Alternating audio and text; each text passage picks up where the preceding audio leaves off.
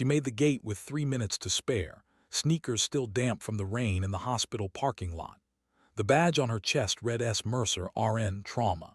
She had been on shift since the previous afternoon, 15 hours straight in a Level 1 emergency department in Charlotte, and the ticket in her hand said she had a flight to catch to Washington at 6:42 in the morning, whether her body agreed with that fact or not. Seat 1A, first class. Window. She had not planned to board a plane in scrubs. The plan had been simple, the way plans are always simple before reality has its turn.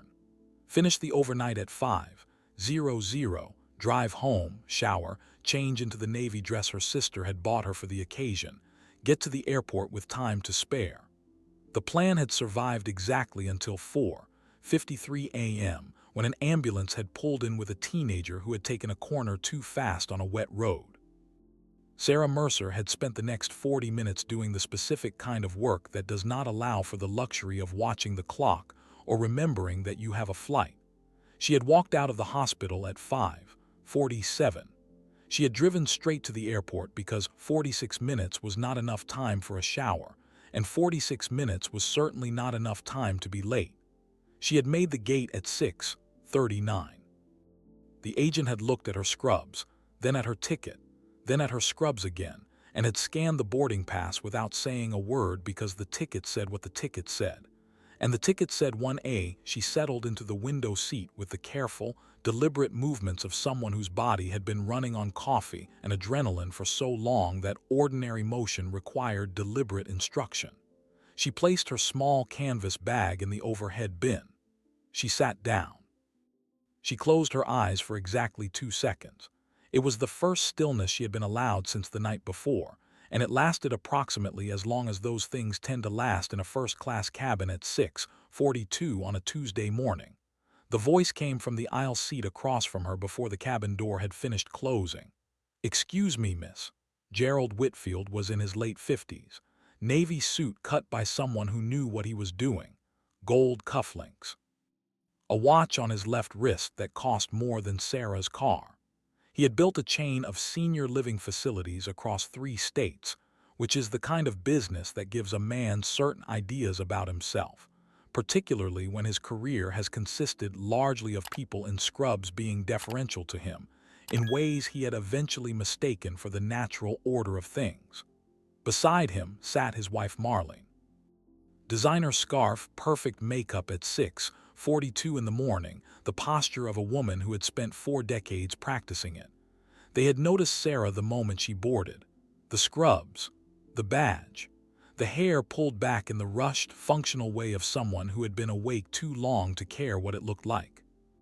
Whitfield had leaned toward his wife and said something too low for the rows ahead to catch, and Marlene had laughed the small, weightless laugh that does not require anything to be funny. Only an audience and a target. Sarah had heard it. She had turned from the window, looked at them once with the calm, complete composure of someone who had been in rooms where the stakes were considerably more serious than a seating assignment, and then turned back to the window without saying anything at all. That was when Whitfield decided that silence was an invitation. "I'm just curious," he said, loud enough for the rows around him to hear without straining. "How exactly does a nurse afford a first-class ticket?" Marlene laughed. A man, too, rose back, looked uncomfortable, but said nothing. A woman behind Whitfield found something interesting on her phone. Patrick, the flight attendant, was somewhere in the galley doing the calculation that experienced flight attendants make when a high-status passenger is behaving badly, the calculation that weighs intervention against consequence and usually finds consequence too heavy to risk. And 4 rows back, in seat 5C, a man in a charcoal overcoat with no insignia anywhere on his person slowly set down the coffee he had just been handed. He had not looked up yet, but he had heard the question, and something in the way his shoulders settled told anyone with the training to read it that he was no longer entirely in the conversation he had been having with himself a moment ago. Sarah did not answer. She simply reached up to adjust her bag in the overhead bin, an ordinary movement, unremarkable, the kind of small adjustment that happens 100 times on every flight without anyone noticing, except that as she reached up, the back of her scrub top lifted slightly, and for one brief unguarded second of fabric and cabin light, the tattoo on the back of her neck became visible. Dark, precise lines against pale skin, a short blade crossed with a lightning bolt. And beneath them, in clean block letters, 3 words that would have meant nothing to anyone in that cabin who had not earned the right to know what they meant. The man in seat 5C looked up. General Marcus Hale was 61 years old and had spent 38 of those years in the United States Army, the last 14 of them in positions that did not appear on any public organizational chart. He had retired 6 months ago, officially. Unofficially, he still consulted 3 days a week for a directorate at the Pentagon that did not have a name you would find in any phone book, and he was flying to Washington that morning for a meeting he had been quietly dreading for 2 weeks, because the meeting concerned an after-action report he had signed his name to 14 months ago. And the families of certain men listed in that report had begun asking questions that the directorate had run out of acceptable ways to deflect. He had boarded the flight in civilian clothes, as he always did. Charcoal overcoat, gray sweater, dark trousers, the particular anonymity that men in his line of work cultivate over decades until it becomes indistinguishable from how they actually want to exist in the world. Nothing on his person identified him as anything other than a tired older gentleman flying north for business. Nobody in first class that morning had any reason to look at him twice. Nobody except, possibly, the woman in 1A who had not looked at him at all and therefore had not needed to. He had seen the tattoo for less than 2 seconds. Fabric lifting, cabin light, dark lines against skin, then gone. But 2 seconds was a generous amount of time for a man who had spent the better part of his adult life making identifications in fractions of that, and he had recognized the design before he had finished registering that he was looking at it. He knew that tattoo. He had seen it exactly 3 times in his entire career, and on each of those 3 occasions, the person wearing it had been someone he had been briefed on personally, by name, before being permitted to know that the tattoo existed at all. The short blade was a scalpel. The lightning bolt was lightning. The 3 words beneath them, which the rest of the cabin had not been close enough to read, were the operational motto of a medical unit so deeply embedded inside the special operations community that its existence had been formally declassified only twice in 20 years, and on both occasions the declassification had been rescinded within 72 hours. The unit had a real name in the records and an unofficial name among the people who knew about it. The unofficial name was Lantern. Hale knew the names of every nurse, medic, and surgeon who had ever served in Lantern. There were not many. The full roster across the program's history fit on a single sheet of paper, and Hale had that sheet in a safe in his office, and he had looked at it 3 times in the past 14 months, because 4 of the names on it had a small black mark beside them now, and one of the names with a black mark beside it had belonged to a captain named David Mercer, who had been 34 years old at the time of his death, and who had a younger sister named Sarah. Hale had never met Sarah Mercer. He had read her name in a casualty notification file because the directorate kept records of next of kin, and he had signed the condolence letter that had gone to her along with a folded flag and a set of dog tags and a quiet, in-person briefing from a colonel whose job consisted entirely of delivering quiet in-person briefings to families of men who had died in places that did not officially exist. He had not known she was a trauma nurse. He had not known she had been a Lantern medic herself for 6 years before transferring out, which was a fact he was now reading off the back of her neck from 4 rows away, because the tattoo was not given to people who had simply worked in the unit. It was given to people who had completed a specific deployment cycle, and that cycle had requirements that excluded approximately 96% of the personnel who attempted it. He set his coffee down. He had not yet decided what he was going to do, but he had stopped pretending he was going to do nothing. Across the aisle, Whitfield was still talking. "I just don't think it's right," Whitfield was saying, leaning slightly toward his wife but pitching his voice in the deliberate way of a man who wants to be overheard. "These airlines hand out upgrades like coupons now. There used to be standards. You used to be able to expect a certain kind of clientele up here. Marlene made a small, sympathetic sound that was not quite a word. I'm sure she's a perfectly nice young lady, Whitfield went on, with the specific generosity of men who have decided that condescension counts as kindness when delivered with enough volume. I'm just saying, if you can afford this seat on a nurse's salary, the rest of us are being overcharged. The woman behind Whitfield laughed nervously. A man across from her, who had been pretending to read a magazine since boarding, turned a page he had not actually read. Sarah did not move. Her hands remained folded in her lap. Her eyes remained on the window, where the ground crew was finishing the last of the loading, and the gray Carolina sky was beginning to lighten in the way it lightens in late October, slowly, reluctantly, as if the day itself was not entirely convinced it wanted to begin. She had heard every word. She had also heard considerably worse words spoken in considerably more dangerous rooms by considerably more dangerous people. And she had learned, in the years between then and now, that the most expensive response to noise was almost always silence. Whitfield, who had built a career on the principle that silence meant he was winning, took it as encouragement. You know what it probably is, he said, turning slightly so the rows ahead could hear him more clearly.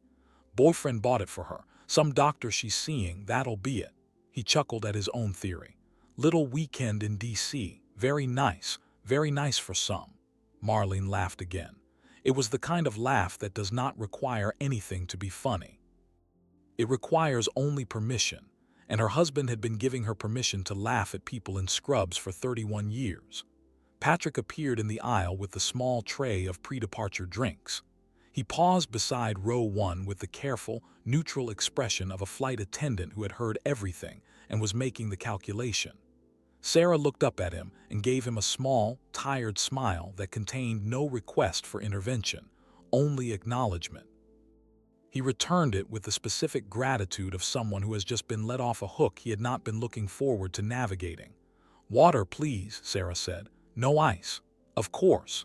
Whitfield watched the exchange with the air of a man observing a transaction he found mildly amusing. Water, he repeated to no one in particular. Smart. Save the champagne for the people who paid for the seat. 4 rows back, Hale stood up. He did not stand up quickly. He did not stand up in a way that announced itself. He simply stood with the unhurried economy of a man for whom standing up had never required any particular effort, and began to walk forward through the cabin. He did not look at the rows he passed. He did not look at Patrick, who had frozen with the water cup half extended. He looked at the woman in seat 1A, and then he looked at the man in seat 1C, and his face was not angry, and it was not surprised, and it was not the face of a man who intended to ask anyone in that cabin for permission to do whatever he was about to do. He stopped beside row 1. Whitfield, who had spent his professional life developing the ability to identify when a person of consequence had entered a room, looked up at him with the small flicker of recalibration that happens behind the eyes of a man whose social radar is suddenly receiving a signal he cannot quite read. Hale was wearing a sweater. Hale was 61. Hale was, by every visible metric, just another older passenger heading north for business. And yet something about the way he occupied the aisle was not entirely matching the visible information, and Whitfield's confidence flickered just slightly, just for a second, before reasserting itself. "Can I help you?" Whitfield said. Hale did not look at him yet. He looked at Sarah. He spoke quietly, just above a whisper, 2 words. The first was a name she had not heard spoken aloud in 14 months. The second was a word she had not expected to hear in a first-class cabin on a Tuesday morning, or possibly ever again. "Captain Mercer," he said. "Lantern." The effect on Sarah was immediate and invisible at the same time. Nothing moved on her face. Nothing shifted in her posture. But something behind her eyes changed the way a room changes when a door opens somewhere deep inside a building. She turned her head slowly and looked at him for the first time since boarding. "I'm not a captain anymore," she said quietly. "Sir." Hale looked at her for a long moment. The cabin around them had not yet registered that anything unusual was happening. Patrick had set the water down on Sarah's tray table without speaking. Whitfield was still looking up at Hale with the half-formed expression of a man trying to place the older gentleman in a hierarchy he understood and finding that the categories available to him were not producing a useful result. "You'll always be a captain," Hale said. "That's not a rank, that's a description." Sarah did not answer. Her eyes had gone to the small, thin scar that ran along the back of Hale's left hand, a thin, pale line that began at the wrist and disappeared into the cuff of his sweater. She had seen scars like that before. She had stitched scars like that before, in places that did not have proper operating lights, on tables that were not tables, with sutures that had been counted by hand because the supply chain that morning had consisted of a single helicopter and a single duffel bag. The scar told her something the sweater had been trying to hide. The scar told her that the man standing in the aisle had been on the receiving end of someone's work, possibly more than once, possibly recently, and that he had not received that work in any place that resembled a hospital. "Sir," she said again, "I think there's been a mistake. I'm just a nurse. I'm flying to a memorial." Hale heard the word memorial, and his expression did not change. Because his expression had not changed in approximately 20 years when receiving difficult information. But something behind his eyes did the same small recalibration that had happened in Sarah's a moment earlier, and he understood with the complete and unhurried clarity of a man who had read the same file in the same safe 3 times in 14 months exactly which memorial she was flying to, and exactly whose name was going to be spoken at it, and exactly why a trauma nurse from Charlotte had been booked into Seat 1A on a 6:42 flight to Reagan National in October. "Davids," he said. Not a question. A confirmation, delivered quietly, in the specific tone of a man acknowledging something that did not need to be acknowledged in front of strangers but had earned the acknowledgement regardless. Sarah's eyes did something then that she had spent 14 months training them not to do. They filled, briefly, with the kind of sudden pressure that comes when something you have been carrying alone for a long time is suddenly named out loud by someone who has the right to name it. She did not let the pressure go anywhere. She had learned long ago how to hold it where it was, the way you hold a wound closed with your hand while you look for proper supplies. But Hale saw it, and Hale understood it, and Hale waited the half-second she needed to put it back where it belonged before he did anything else. Then he turned to Whitfield.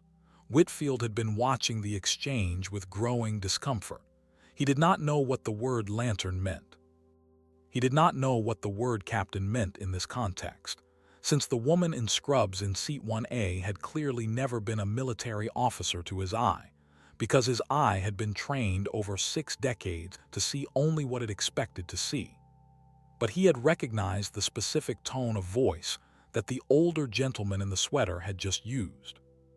He had heard that tone before, occasionally in boardrooms, from men he had eventually learned were not men to be on the wrong side of.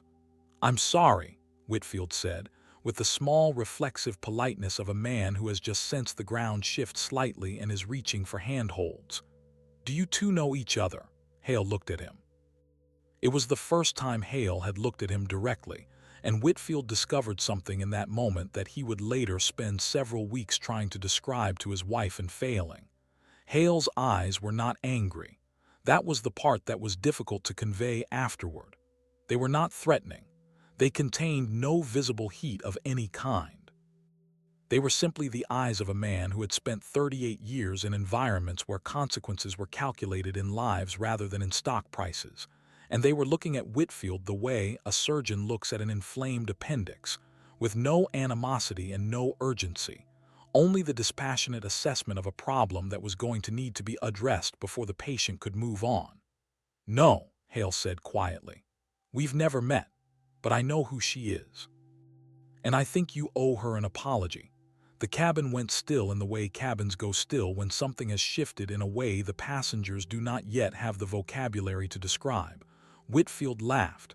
It was a smaller laugh than his earlier ones. "I'm sorry," he said. "Who are you exactly?" Hale did not answer the question directly. He had stopped answering that question directly somewhere around 2009. when he had learned that the men who needed to know who he was already knew, and the men who did not know were almost always better off remaining in that condition. He simply reached into the inside pocket of his overcoat and removed a small leather case, the kind that might have held a passport or a set of business cards or any number of ordinary things, and he opened it once briefly in front of Whitfield and closed it again before anyone else in the cabin could see what was inside. Whitfield saw it. What Whitfield saw was not a badge. It was not an identification card of any commercial variety. It was a single line of text on a card of a particular weight and color, and a seal beneath the text, and the seal was one of 3 seals that a man in Whitfield's position might recognize from the periphery of his business dealings, because his senior living facilities had government contracts, and his government contracts had occasionally required him to sit in rooms with men who carried cards like that. And he had learned in those rooms that the correct response to the card was to stop talking and listen. He stopped talking. The color in his face did something complicated. It did not drain exactly. It rearranged. The confident pink of a man who had been performing for an audience reorganized itself into the careful neutral of a man who had just understood that the audience had changed, and that the new audience was not the one he had been performing for. Marlene had not seen the card. She had seen her husband's face change, and she had been married to him long enough to know what that meant, and her hand found his forearm with the specific grip of a woman who had just felt the floor tilt beneath something she had assumed was level. "Gerald," she said quietly. "Gerald." Whitfield did not look at her. Hale put the case back inside his coat. He did not look pleased. He did not look triumphant. He simply waited with the patient, unhurried stillness of a man for whom the next 30 seconds of this conversation was already a known quantity, and who was not in any particular hurry to arrive at it. "I don't think you understood me," Hale said. "I said you owe her an apology." Whitfield's mouth opened. Whitfield's mouth closed. Whitfield, who had built a regional empire on the principle that he was never the smallest man in any room he entered, performed the rapid internal calculation that men in his position perform when they have just discovered that the principle was wrong, and arrived at the conclusion that the calculation produced for him. He turned to Sarah. Sarah was looking at him with the calm, level attention of a woman who had been looked at by considerably more dangerous men under considerably more difficult circumstances, and who had developed in those circumstances the specific ability to receive an apology without granting it more weight than it deserved. "Miss," Whitfield said. The word came out smaller than he had intended. He cleared his throat. "Ma'am, I apologize. That was what I said was inappropriate." "I didn't know." "You didn't need to know," Sarah said quietly. Whitfield looked at her. "You didn't need to know who I was," she said. The voice was steady, low, without anger. The voice of a trauma nurse explaining something to a family member in the worst hour of their life, which was a voice she had been refining for 9 years and which had a particular kind of authority that did not require volume. "You needed to not say it. That's the part. You don't get to be cruel to strangers in scrubs because you've decided they can't afford to be where they are. You don't need a reason not to do that. You just don't do it." Whitfield did not answer. There was nothing to answer with. Marlene was staring at her hands. Patrick had not moved from the galley curtain. The woman behind Whitfield had put her phone face down on her tray table and was looking at the back of the seat in front of her with the specific concentration of someone who had decided that the next several minutes were not for her to participate in. Hale stood in the aisle for one more moment. Then he turned to Patrick. "Is the seat next to her empty?" Patrick looked at the manifest in his hand. "Yes, sir." "The passenger didn't show. Would it be possible to move me forward?" "Yes, sir, of course." Patrick said it the way you say things when you have just been given permission to do something you had not realized you wanted permission to do. He stepped forward to help with the small adjustments. Hale picked up his coat from his arm, walked the remaining few feet, and settled into seat 1B beside Sarah Mercer without ceremony. The cabin door finished closing. The plane began to push back from the gate. For the first 10 minutes after takeoff, Hale did not speak. He simply sat beside her with the same unhurried stillness he had carried into the cabin, the coat folded across his lap, his hands resting on it without tension. He had learned in the long years of his career that the people who carried the most were almost always the people who needed silence offered to them first, before anything else, because silence was the one thing the world had stopped offering them somewhere along the way. He gave it to her now without making a production of it. He simply existed in the seat beside her and waited for whatever came next, and was prepared to wait for the entire flight if that was what she needed. Sarah looked out the window for a long time. The clouds beneath the plane had organized themselves into the soft, broken landscape that early morning flights produce, and the light coming off them was the particular clean gold of altitude. She had flown over clouds like these before, in aircraft that did not have first-class cabins, with equipment between her knees and a headset over one ear, and the voice of a pilot in the other ear telling her how many minutes out they were from a landing zone that had not existed on any map she had been allowed to keep. She had been a different person then, or possibly the same person, just earlier in the long process of becoming whatever she was now.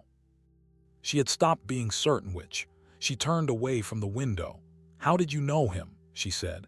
Hale did not pretend to misunderstand the question. He had been waiting for it. "I signed the orders that sent him on his last rotation," he said quietly. "I read every after-action report his team filed for the previous 2 years. I knew his work before I knew his face, and I knew his face before I ever met him in person, which happened exactly once, in a briefing room in Stuttgart in March of last year. He shook my hand. He told me his sister was a lantern nurse. He said it the way men say things they are proud of. He said she had carried more weight in 6 years than most operators carried in 12, and that the unit had been smaller for losing her when she rotated out." Sarah did not say anything.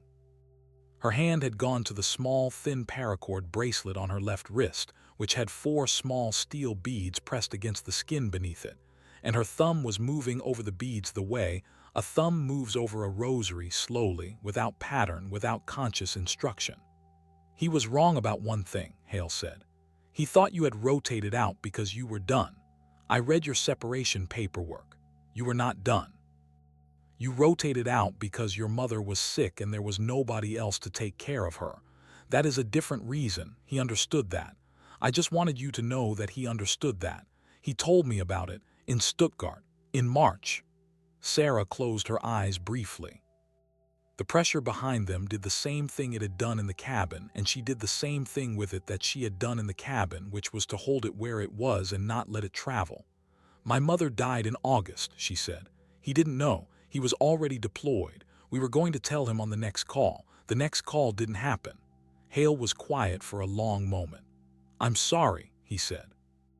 And he said it the way men in his line of work say it when they mean it, which is quietly and without elaboration, and without any of the small social architecture that civilians built around the word to make it easier to deliver. He simply said it once and let it sit in the air between them, and did not ask her to do anything with it. "Thank you," she said. The plane leveled.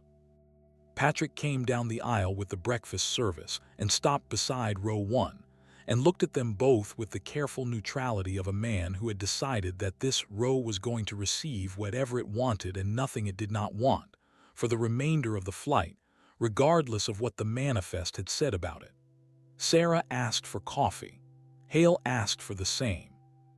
Patrick brought it without comment and refilled both cups before he moved on, and did not return until he was waved over. Across the aisle, Whitfield had not spoken in 20 minutes. He was looking at his laptop. The laptop was open to a spreadsheet he had not scrolled through in approximately 15 minutes. Marlene was looking at the seat in front of her. The cabin around them had returned to the ordinary low hum of a flight in progress, but the silence in row 1 across the aisle had a different quality than the silence elsewhere, and everyone in the forward cabin was aware of it without being able to articulate why. Hale set his coffee down. "There's something I need to tell you," he said to Sarah, "and I would rather tell you here than in the room you're flying to." Sarah turned slightly in her seat so that she was facing him more fully. The coffee was warm in her hands. The plane was steady beneath them, the way planes are steady at cruising altitude, That particular suspended steadiness that feels like the world has agreed to pause for the length of the flight. She had learned to receive difficult information in steadier conditions than this, and in less steady conditions than this. And she had learned that the conditions did not matter as much as the willingness to let the information land completely, which was a willingness that she had cultivated over years and which was available to her now. "Go ahead," she said. Hale looked at his hands for a moment. Then he looked at her.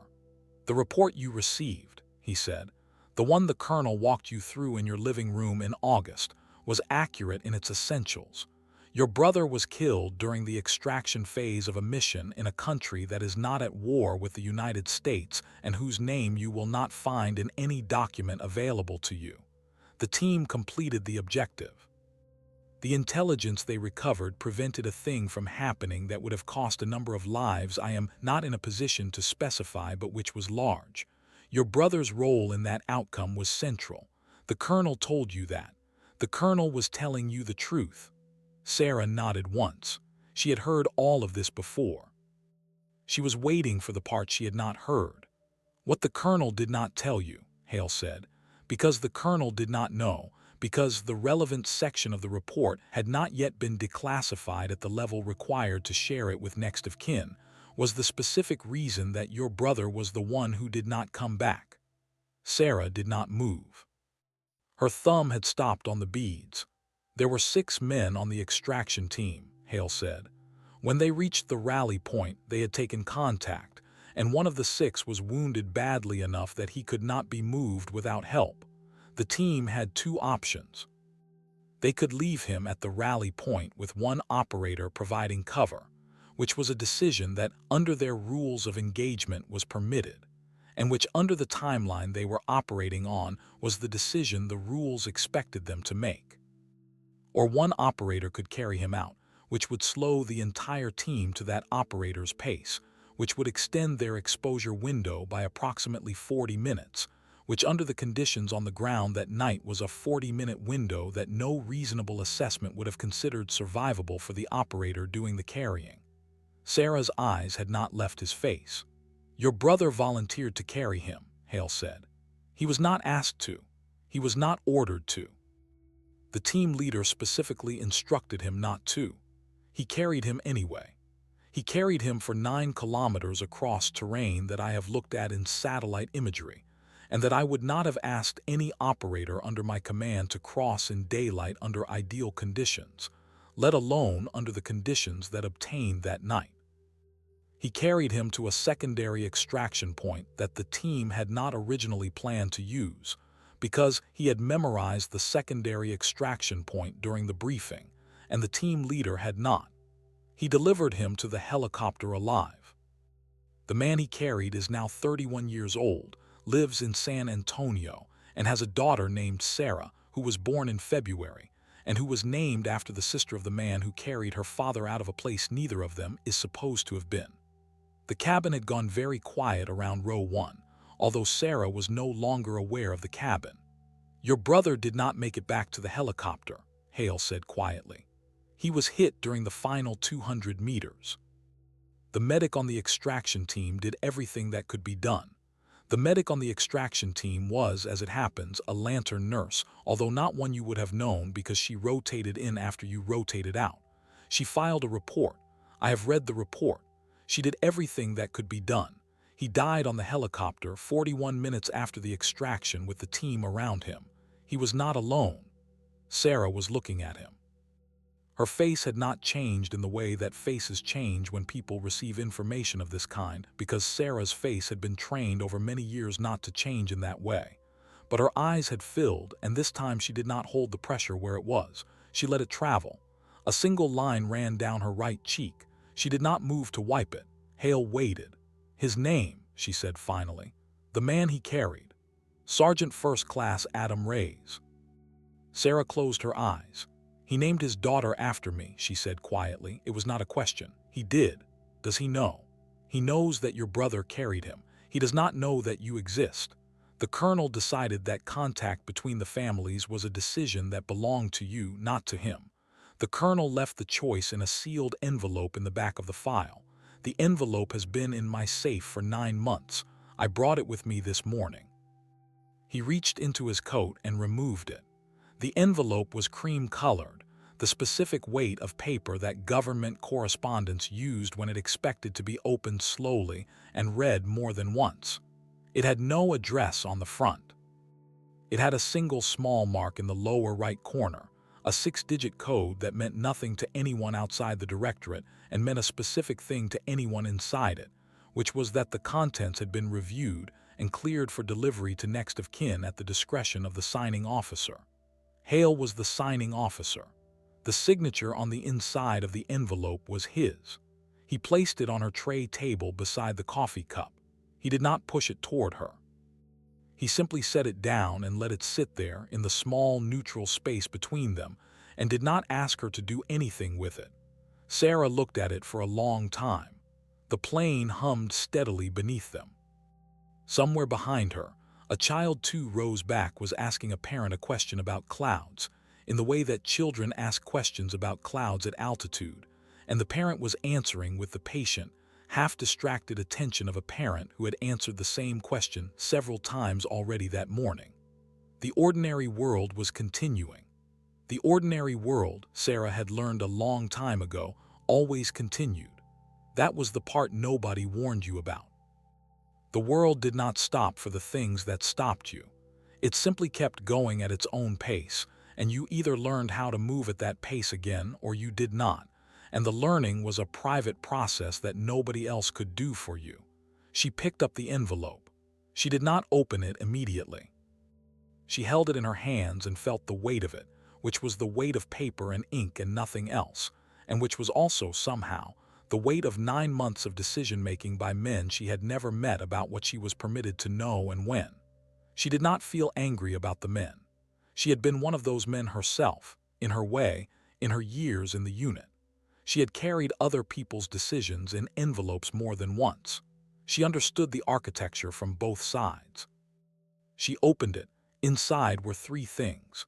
The first was a single sheet of paper, folded in thirds, with a name on it and an address in San Antonio and a phone number and an email and a small handwritten note at the bottom in a handwriting she did not recognize, which said simply, "He talks about your brother every day. He doesn't know how to find you. He has been hoping you would find him." The handwriting was Hale's. The second was a photograph. It had been taken at a hospital in San Antonio in February. It showed a man sitting upright in a chair beside a hospital bed, holding a newborn in the crook of his arm, looking down at her. The man was thin in the way men are thin after long recoveries, and there was a cane leaning against the chair beside him. The newborn was very small and very new, and was looking up at him with the unfocused attention of a person who had been alive for approximately 6 hours. On the back of the photograph in a different handwriting was written, "Sarah Mercer Reyes, February 14, 7 pounds 2 ounces, thank you to her uncle wherever he is." The third thing was smaller than the other 2. It was a thin paracord bracelet, identical to the one on Sarah's left wrist, with 5 small steel beads on it instead of 4. The 5th bead was new. It had not been worn yet. The bracelet had been made for someone who had not yet received it. Sarah looked at the bracelet for a long time. "Adam made it," Hale said quietly. "He sent it to me 8 months ago with a letter asking me to give it to your brother's family if I ever found a way to do it without violating the program. He included instructions for how to add the 5th bead. He said the 5th bead was your brother's. He said the bracelet was for whoever in the family carried him longest. He said he did not know who that was, but that whoever it was would know." Sarah's hand closed around the bracelet. She did not cry. She had cried once briefly a few minutes earlier, and she had decided that was enough for the duration of the flight. She would cry later in the hotel room in Washington alone, with the door closed and the curtains drawn, in the specific way she had cried for 14 months whenever she had given herself permission to. But not now. Not in Seat 1A at 33,000 feet, beside a man she had met 40 minutes ago, who had just handed her something she had not known she had been waiting 9 months for. She held the bracelet in her right hand and the photograph in her left, and she looked at the man in the photograph, and she looked at the baby, and she looked at the back of the photograph where her own name had been written by a stranger she had never met. And she understood, with the slow, specific understanding that comes when the architecture of a long carried weight is suddenly rearranged in front of you, that her brother had not been the only person who had been carrying her name across borders that did not exist on any map. "I'd like to meet him," she said quietly. "When I get back from the memorial, I'd like to meet both of them." "He'll be there," Hale said. She looked at him. "At the memorial," Hale said. "He'll be there. He flew in last night. He's been waiting 14 months for a chance to thank your family in person, and he was told this morning that there was a chance the family member who was coming might be willing to meet him. He didn't know who that was going to be. He still doesn't. He'll know when he sees you." The remainder of the flight passed quietly. Hale did not speak again unless Sarah spoke first, and Sarah did not speak much, which was an arrangement that suited both of them. She put the photograph back in the envelope. She put the letter back in the envelope. She did not put the bracelet back in the envelope. She held it in her right hand for the rest of the flight, and at some point during the descent she transferred it to her left wrist and tied it next to the one she had been wearing for 14 months, and adjusted the knot so that the two bracelets sat against each other on her skin, 4 beads and 5 beads, side by side, the way bracelets sit when they have been put on by someone who has done it many times before. The plane began its approach into Reagan National. The Potomac came into view through the window, gray and slow in the October morning, and beyond it the white architecture of the city in which her brother's name was going to be spoken aloud in a room with the right people in a few hours. Sarah looked at the river for a while, and then she looked at the bracelets on her wrist, and then she looked at Hale. "Thank you," she said, "for sitting down." Hale considered the words for a moment. Then he nodded once, the way men in his line of work nodded when they had been thanked for something they did not consider worthy of thanks, but understood that the person thanking them needed the thanks to be received cleanly, without deflection. "Thank you for letting me," he said. The wheels touched down. The plane taxied. The cabin began its small, ordinary motions of arrival, the unbuckling of belts and the gathering of bags and the quiet impatience of people who had business to get to. Across the aisle, Whitfield had not spoken since the apology. He had spent the flight looking at his laptop without scrolling. He had spent the descent looking at the seat in front of him. He had not looked at Sarah once. The plane reached the gate. The seatbelt sign turned off. The cabin stood up. Hale stood. He retrieved his coat. He retrieved Sarah's small canvas bag from the overhead bin before she could reach for it, and handed it to her without comment, and waited beside her in the aisle as she stood. That was when Whitfield finally spoke. He had stood up too, because the cabin was deplaning, and he and Marlene were in the row across from Sarah, and there was no way to leave the plane without first standing in the aisle near her. He looked at her. He had spent the flight rehearsing several versions of what he was about to say, and several versions of saying nothing at all, and the version that came out of his mouth was none of the ones he had rehearsed. "My son was a Marine," he said. Sarah looked at him. "He came home," Whitfield said, 11 years ago. He came home and he was different and we did not know what to do with him, and we did the wrong thing for about 2 years, and then we figured out how to do better, and now he is 41 years old and he is a high school principal in Asheville and he has 3 children and he is fine." He paused. "He is fine because other people's sons did not come home.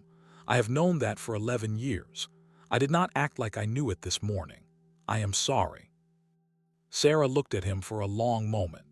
She had spent enough years in the unit and enough years in the trauma bay since to know that apologies came in many forms, and that the form that mattered most was not the form that asked to be forgiven, but the form that asked to be heard. Whitfield was not asking to be forgiven. He was asking to be heard. He was telling her, in the only way he had available to him, that he had a son who had come home, and that he had spent the morning being the kind of man his son had not come home to be, and that he was aware of the gap, and that the gap was going to require some private work on his part that he was not going to do in front of strangers in a first-class cabin, but that he was committing to begin. Sarah nodded once. "Your son is lucky," she said quietly. "Not because he came home. A lot of them came home. He is lucky because you figured out how to do better. A lot of them didn't have that."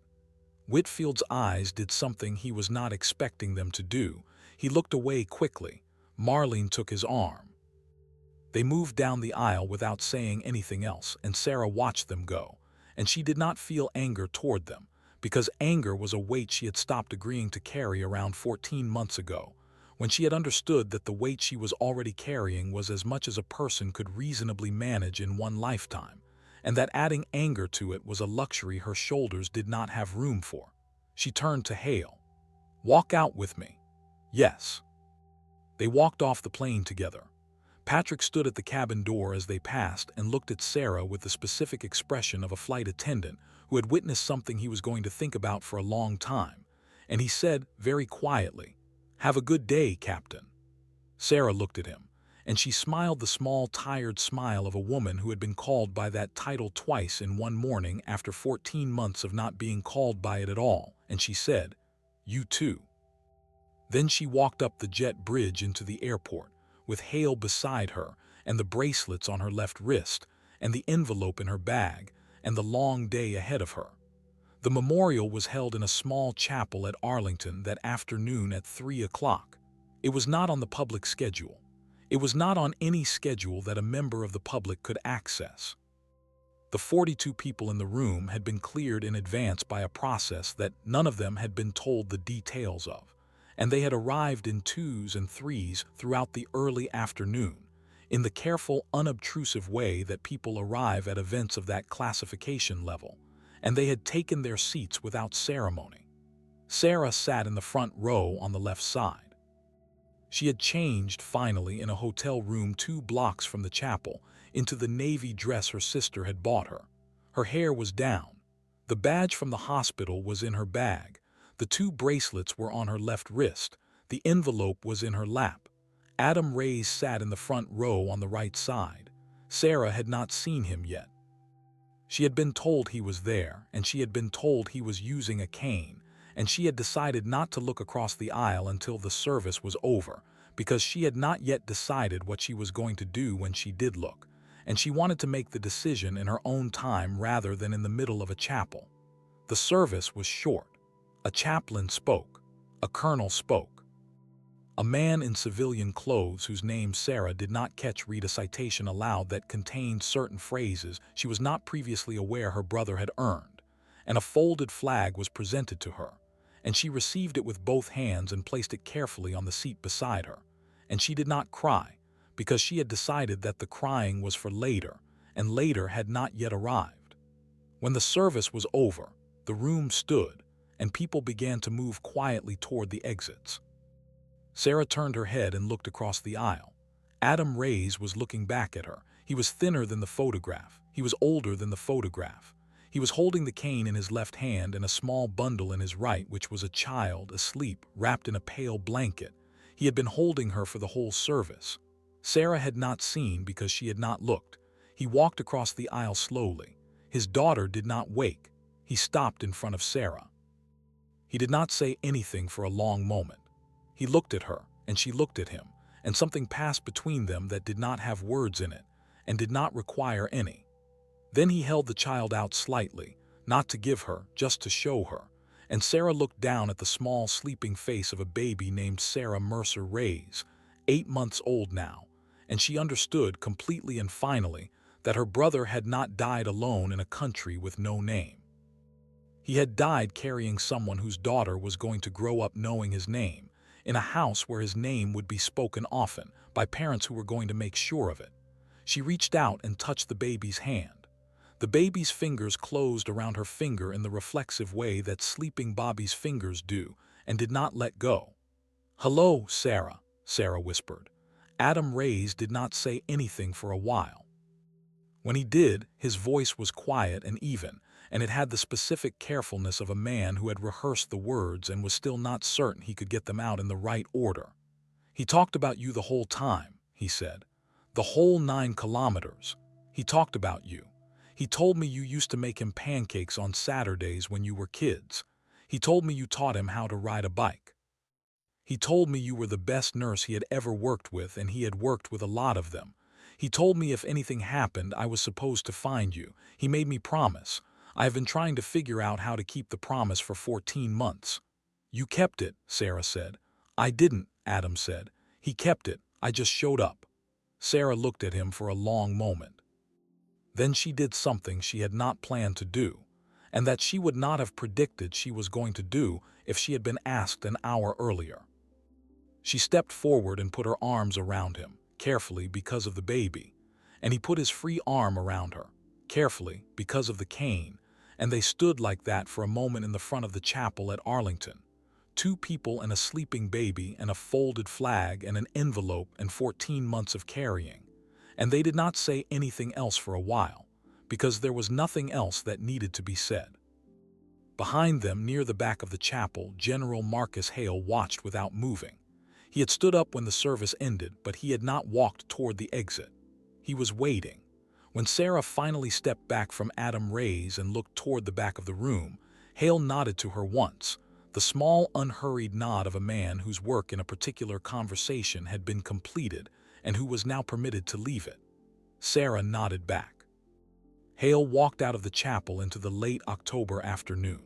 The trees along the path were the specific gold that Arlington trees turned in late October, and the light coming through them was the clean, low light of a day that had decided, finally, to be beautiful, even though it had started gray. Outside the chapel, Adam Ray's shifted the baby in his arms and looked at Sarah. "Coffee," he said. "There's a place a few blocks from here. We have a lot to talk about." "Yes," Sarah said. "I'd like that very much." They walked out together. The baby slept against her father's shoulder. Sarah carried the flag in both arms. The bracelets on her left wrist sat against each other quietly, 4 beads and 5, and she did not think about them because she did not need to. They were there. They would always be there. That was the point of them. Somewhere a few thousand feet above the city, a plane was already taking off for somewhere else, with a different cabin full of different people who did not know each other and would not remember each other, the way most cabins are. The world continued.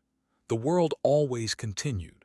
That was the part Sarah had finally learned how to make peace with. The continuing was not a betrayal.